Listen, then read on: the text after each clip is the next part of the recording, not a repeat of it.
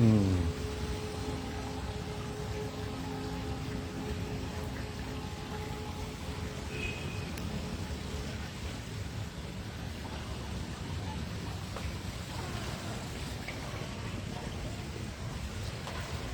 जैसा कि ये कुछ देर पहले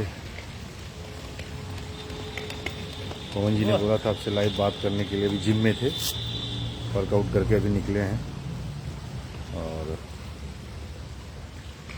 कुछ खास बात आप सबसे करेंगे। और मैं चाहूँगा कि पवन जी, ये देखिए आए पवन जी।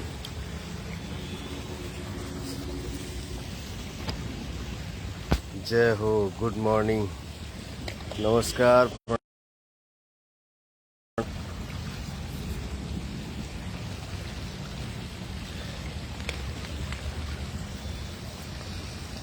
सही करिए,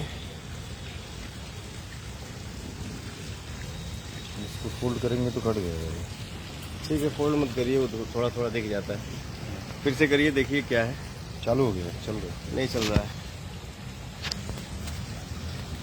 ये नहीं आ रहा है ना।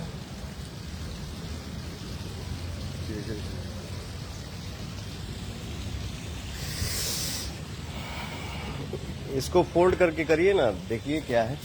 चलिए बढ़ते भी हैं आगे।